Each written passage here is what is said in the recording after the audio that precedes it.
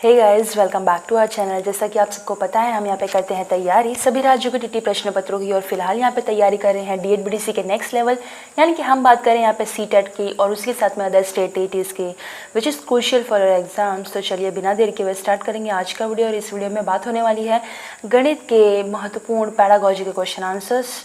तो चलिए स्टार्ट करते हैं। फर्स्ट क्वेश्चन हमारा यहाँ पे दिया गया है कि समावेशित विद्यालय में आप अपनी कक्षा के दृष्टिबाधित छात्रों की आवश्यकताओं को कैसा पूरा करेंगे।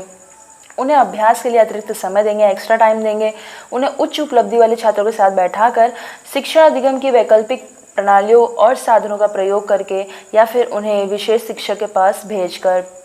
तो देखिए यहाँ पे अगर हम बात करते हैं उत्तर की, तो यहाँ पे जो समावेशित विद्यालय में अगर आप अपनी कक्षा के दृष्टिबाधित छात्रों के लिए आवश्यकताओं को पूरा करना है तो उसके लिए हमें क्या करना पड़ेगा, शिक्षण अधिगम की वैकल्पिक जो प्रणालियाँ हैं और साधन हैं, जो ऑप्शनल ऑप्शंस है, उनकी जो टीचिंग एड्स वगैरह हैं, साधन जो एक्स्ट्रा हैं, और वैकल्पिक प्रणाली जो है, जो ऑप्शनल यहाँ पे जो चीज़ें अवेलेबल हैं उनके थ्रू हम करेंगे, ठीक है। और टीचिंग एड्स वगैरह यूज़ करके जो है वो हम शिक्षण अधिगम में समावेशित विद्यालय में जो भी कक्षा के दृष्टिबाधित छात्र हैं उनकी आवश्यकताओं को हम पूरा करेंगे। तो सी ऑप्शन आपका यहाँ पे बिल्कुल करेक्ट है। अगला क्वेश्चन हमारा कहता है कि भाई कक्षा 3 के छात्रों ने 16/25 का गुणन इस प्रकार से किया, यानी कि 16 × 25 तो इसका उत्तर इस टाइप से आया है कि भाई 8 × 2 × 5 × 5, then again 8 × 5 × 2 × 5, then 14 × 10 = 400। तो ये जो गुणनखंड का समीकरण इन्होंने सॉल्व किया है, इसके बारे में क्वेश्चन पूछता है भाई कि इस प्रश्न को हल करने के लिए छात्र ने गुणन के किस नियम को, किस रूल का जो है यहाँ पे यूज़ किया है। प्रतिलोम गुणन सिद्धांत, वितरण सिद्धांत, साहचर्य सिद्धांत, या फिर पुनरावृत्त योग। यहाँ पे जो स्टूडेंट है इसने जो यूज़ किया है इस प्रश्न को हल करने के लिए वो है आपका साहचर्य सिद्धांत का प्रयोग।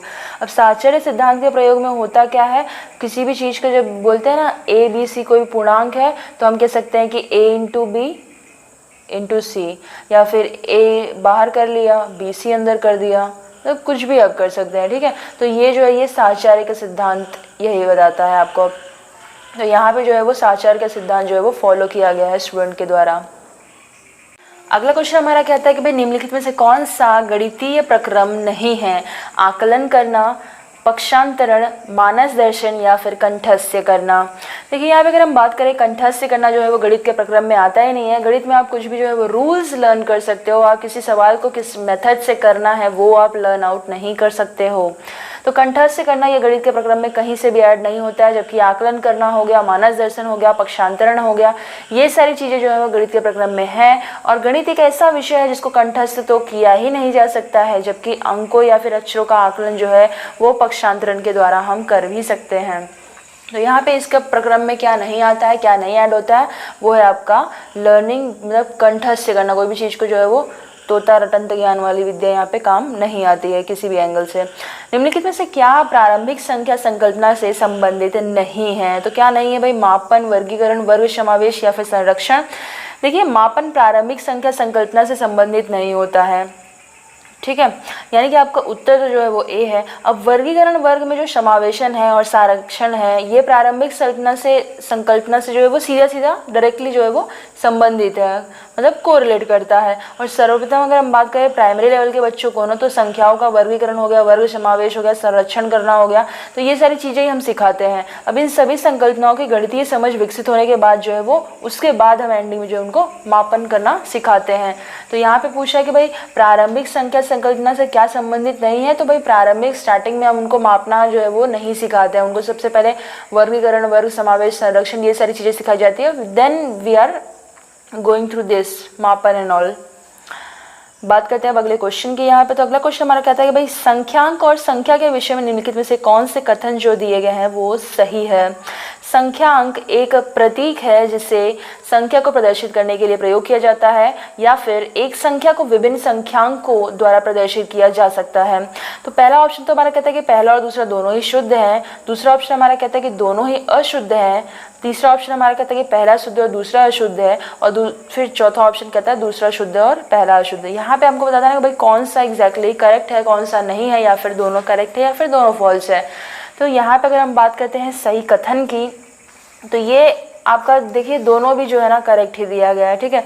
अब जो संख्यांक है वो क्या है, एक प्रतीक है, जिसे भी संख्या को प्रदर्शित करने के लिए हम प्रयोग में लाते हैं। जैसे माना x हो गया तो x = 4 हम करते हैं, तो ये क्या कर रहे हैं, हम मान रहे हैं किसी संख्या को, है ना। संख्यांक एक प्रतीक होता है। अब एक संख्या को विभिन्न संख्यांकों द्वारा प्रदर्शित किया जा सकता है। अब इसी 4 को मैं x लिखूँ या मैं y मान लूँ या मैं अल्फ़ा मान लूँ या फिर मैं बीटा मान लूँ, मतलब a और b ऐसा अल्फ़ा बीटा इसको बुलाया जाता है वैसे, तो मैं इसको कुछ भी मान सकती हूँ ना, मैं a मान सकती हूँ, मैं b मान सकती हूँ, इस 4 को तो कुछ भी मान सकते हैं इसे।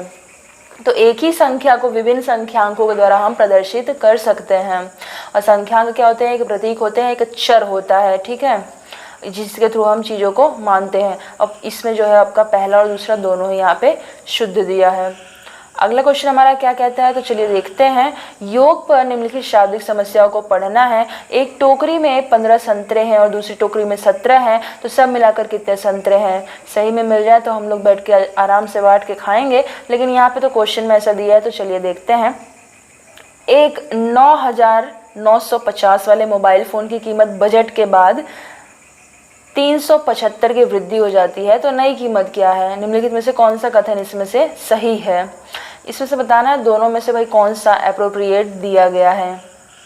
दोनों ही योग की संवर्धन संरचना को जो है प्रदर्शित करते हैं, या फिर एक योग की संवर्धन संरचना को प्रदर्शित करता है और दूसरा योग की समुच्चय संरचना को प्रदर्शित करता है, या फिर पहला जो है वो योग समुच्चय संरचना को और दूसरा जो है वो संवर्धन संरचना को प्रदर्शित करता है, या फिर दोनों ही योग समुच्चय संरचना को प्रदर्शित करते हैं।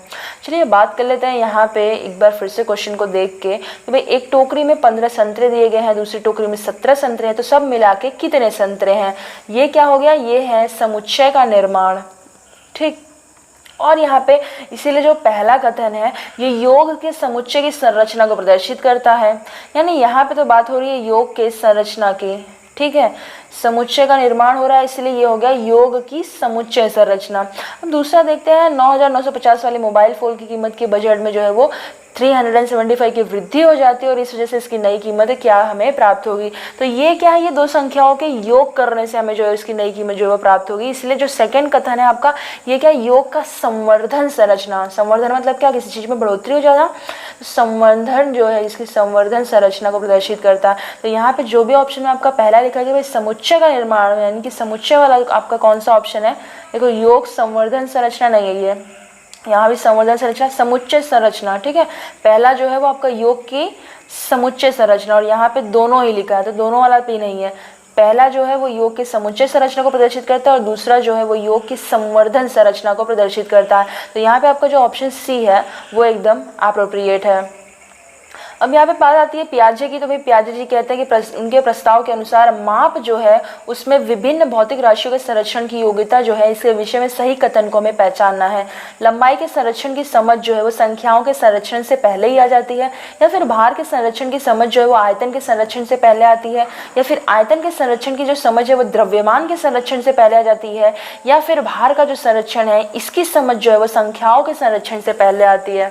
देखिए बहुत ही सिंपल सी चीज़ है यहाँ पे, अगर पियाजे के हिसाब से माप पूछा है कि विभिन्न भौतिक राशियों का संरक्षण की योग्यता जो है उसके विषय में भार का जो संरक्षण होता है ये समझ जो है वो आयतन के संरक्षण से हमें पहले ही आ जाती है। यानी कि हम यहाँ पे बात करें ऑप्शन बी की, जहाँ पे बताता है भाई कि भार का जो संरक्षण है उसकी समझ जो है हमको आयतन के संरक्षण से पहले ही आ जाती है, पहले ही मिल जाती है। अब यदि एक गिलास में पानी भर के रख दें और उतना ही पानी अगर बाल्टी में डाल दें, तो छात्र को अगर पूछो कि भाई पानी किस में ज़्यादा है, किसका आयतन ज़्यादा है पानी का, तो बालक भाई डेफिनेटली बताएगा भाई ग्लास में ज़्यादा है पानी, है ना। तो यहाँ पे जो भार संरक्षण है वो जो उसकी समझ है बच्चे के अंदर पहले ही आ जाती है, आयतन संरक्षण से पहले ही आ जाती है, ठीक है। तो यहाँ पे बी ऑप्शन आपका बिल्कुल सही है। अगला क्वेश्चन हमारा क्या कहता है, तो अगला क्वेश्चन हमारा कहता है एक अध्यापक कक्षा 4 के छात्रों को निम्नलिखित कार्य देता है, यानी कि 25 टाइलों को सभी संभव आयताकार व्यूहों में व्यवस्थित करने, और इस कार्य से निम्नलिखित में से कौन सी गणितीय अवधारणाओं को संबोधित किया जा सकता है। मतलब एक वर्क दे दिया है कि भाई 25 टाइल उठा कर दे दिया है, एक आयताकार व्यू दिया गया है, उसमें उनको जो है वो फिट आउट करना है इसको, और उसके लिए गणितीय अवधारणाएं यहाँ पे संबोधित की है, तो कौन सा इसमें से जो है वो एप्रोप्रिएट है। क्षेत्रफल, आयतन, लंबाई, आयतन, क्षेत्रफल, लंबाई, क्षेत्रफल, गुणनखंड, परिमाप या फिर क्षेत्रफल, परिमाप और आयतन। देखिए यहाँ पे अगर हम बात करते हैं, यदि कक्षा 4 के छात्रों को 25 टाइल्स अगर हम उठा कर दे देते हैं और आयताकार व्यू में व्यवस्थित करने के लिए, अरेंज करने के लिए कहते हैं, तो इससे जो है सबसे पहले तो उनको क्षेत्रफल का ज्ञान होगा। ठीक है, तो क्षेत्रफल तो यहाँ पे 3 जगह लिखा है। इसके बाद उनको गुणनखंड का भी ज्ञान होगा। तो गुणनखंड तो और कहीं आपको किसी भी इसमें दिखेगा नहीं, गुणनखंड यहाँ पे एक ही ऑप्शन में है। और उसके बाद जो है वो परिमाप। तो इन्हीं तीनों चीज़ों से जो है वो उनको जो है वो व्यू में लगा पाएंगे और इससे जो उनको नॉलेज होगी वो होगी उनके क्षेत्रफल की, गुणनखंड की, देन परिमाप की। ठीक है, यानी कि इनको जो है वो एरिया फैक्टर ये सब जो है इसके थ्रू पता चलेगा, इसलिए ऑप्शन आपका जो सी है यहाँ पे बिल्कुल करेक्ट होगा। अगला क्वेश्चन हमारा क्या कहता है भाई, अगला क्वेश्चन कहता है कि निम्नलिखित समुच्चयों में से भाई कौन सा गणित में प्रश्न हल करने के कौशल है। कंठस्थ करना, देखिए कंठस्थ करना तो मतलब हो ही नहीं सकता, तो आगे कुछ पढ़ाना ही नहीं है। गणित के लिए पूछा, गणित में कंठस्थ करना कहीं से भी नहीं आता है, ये कहीं का भी कौशल नहीं है गणित में। अनुमान लगाकर परीक्षण करना, चित्रांकन करना, प्रयत्न, त्रुटि विधि, चित्रांकन, कंठस्थ करना, वापस कंठस्थ आ जाता है, चित्रांकन करना, पीछे से हल करना या फिर रट लेना हम कहीं से भी इसको हम मानते ही नहीं है। विवेचना करना, चर का प्रयोग करना, प्रतिरूप देखना। देखिए 3 ऑप्शन तो आपके ऐसे ही एलिमिनेट हो जाते हैं, कंठस्थ करना, रट लेना।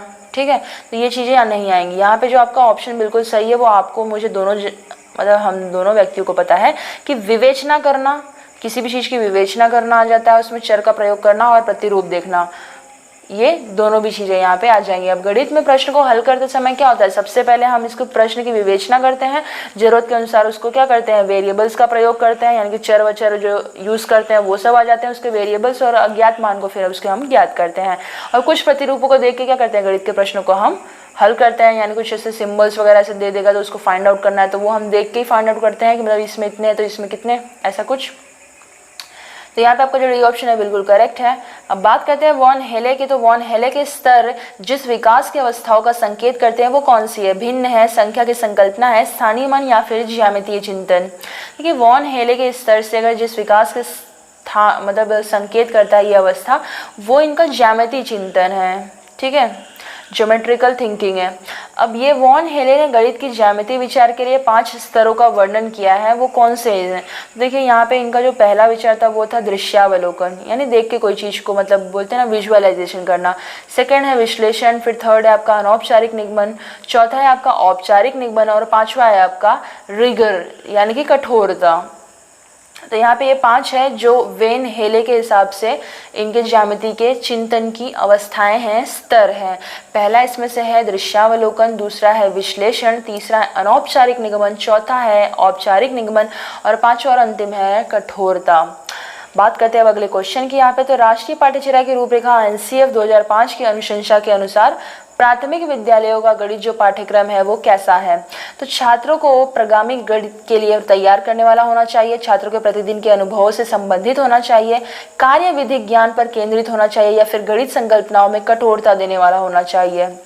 देखिए यहाँ पे हम बात करें राष्ट्रीय पाठ्यचर्या की रूपरेखा एनसीएफ 2005 की अनुशंसा के हिसाब से, तो इसके अनुसार प्राथमिक विद्यालयों का जो गणित पाठ्यक्रम है ये छात्रों के प्रतिदिन के अनुभवों से संबंधित होना चाहिए और बच्चे में जो गणित की मतलब जो गणित के लिए सकारात्मक रुझान है इसकी रुचि का जो है वो उनके अंदर विकसित करना चाहिए, यानी कि उनको जो उनके जो प्रतिदिन के अनुभव हैं, एक्सपीरियंस है डे बाय डे के, डेली एक्सपीरियंसेस के बेस्ड पर उनको जो है वो ये संबंधित करना चाहिए, यानी कोरिलेट करना चाहिए चीज़ों को।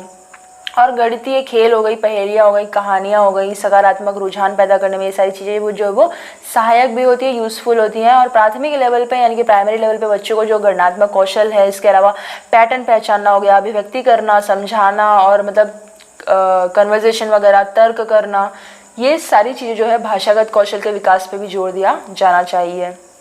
तो ये सारी चीज़ें इनके मतलब राष्ट्रीय रूपरेखा 2005 एनसीएफ ये इसके अनुशंसा के हिसाब से मैंने बताया कि छात्रों के प्रतिदिन जो भी उनके अनुभव हैं उनसे जो है ये रिलेटेड होना चाहिए।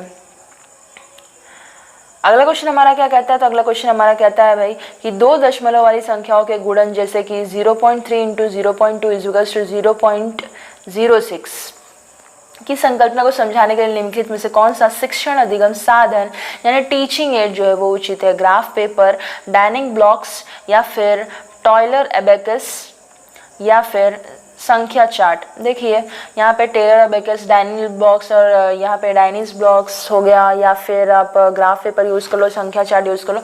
सबसे बेस्ट यहाँ पे आपको है, अगर 2 दशमलव वाली संख्याओं को आपको सिखाना है 0.3, 0.2, अगर दोनों को इंटू करें तो 0.06 की संकल्पना को सबसे बेस्ट ऑप्शन है, आप उसको ग्राफ पेपर से सिखा सकते हैं। ठीक है, अब इसके लिए क्या है, ग्राफ पेपर का जो टीचिंग एड आता है उस पे बच्चे को अगर सिखाएंगे सबसे बेस्ट तो यही होगा। चैनल को देखिए, अगर अभी तक आपने सब्सक्राइब नहीं किया तो सब्सक्राइब कर लीजिए, आपका भी चैनल है और आपको भी खुशी मिलेगी अच्छे काम करके। तो गाइस आज की वीडियो में बस इतना ही, मिलते हैं अपने अगले वीडियो में, तब तक के लिए जय हिंद।